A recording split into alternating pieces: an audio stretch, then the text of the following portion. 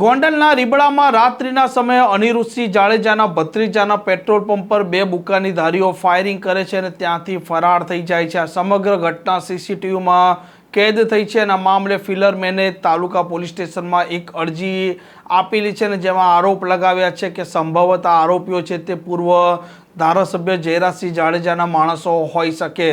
વિગતવાર વાત કરવી છે શું છે મામલો તેની.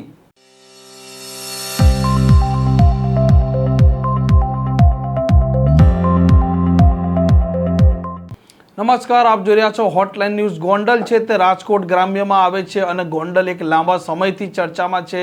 ગોંડલની પોલીસ પણ ચર્ચામાં છે અને કાયદો વ્યવસ્થાને લઈને પણ અનેક પ્રકારના સવાલો ગોંડલમાં અનેક લોકોએ ઉપસ્થિત કર્યા છે અને ફરી એક વખત ગોંડલનું રીબડા ચર્ચામાં આવ્યું છે, કેમ કે રીબડામાં જે પ્રકારે અમિત ખૂંટે તેમનું જીવન ટૂંકાવ્યું હતું અને તેમની જે અંતિમ મૃત્યુ નોટ હતી તેમાં આરોપ લગાવ્યા હતા આ જ રીબડાના અનિરુદ્ધસિંહ અને રાજદીપસિંહ જાડેજા અને અન્ય વ્યક્તિઓના પર. અને ફરી એક વખત ગોંડલ ગત રાત્રિના સમયે ચર્ચામાં આવ્યું છે, કેમ કે આ ગોંડલનું જે રીબડા છે તે ગોંડલ તાલુકા પોલીસ સ્ટેશન વિસ્તારમાં લાગે. તેમાં અનિરુદ્ધસિંહ જાડેજાના ભત્રીજા છે તેમના પેટ્રોલ પંપ પર રાત્રિના 1 વાગ્યા આસપાસ બે બુકાની ધારીઓ પ્રવેશ કરે છે. તે એક બાઇક પર આવે છે અને ત્યાર પછી એક રાઉન્ડ ફાયરિંગ આ પેટ્રોલ પંપની ઓફિસ પર કરે છે અને ત્યાંથી તે ફરાર થઈ જાય છે.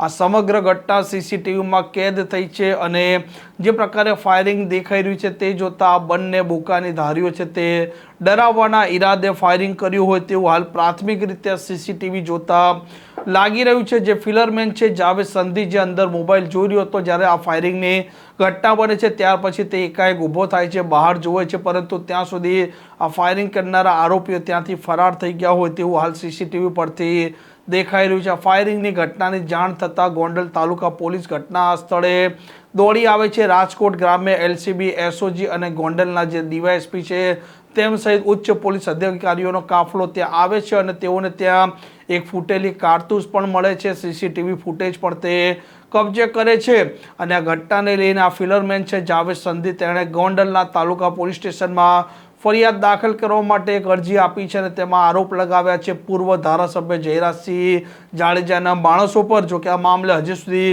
ગુનો પોલીસે દાખલ નથી કર્યો. જોવાનું તે રહેશે કે પોલીસ કઈ કઈ કલમો અંતર્ગત ગુનો દાખલ કરે છે અને અરજીમાં જે પ્રકારના ઉલ્લેખ છે તેમાં કોઈના નામ આવે છે કે નથી આવતા. સાથે પોલીસ આરોપીઓને શોધવા માટે અત્યારે કામે લાગી છે અને આ આરોપીઓ છે તે ગોંડલથી રાજકોટ ભાગી ગયા છે તેવી પોલીસને હાલ સીસીટીવીના આધારે લીડ મળી છે તેવા સમાચાર મળી રહ્યા છે.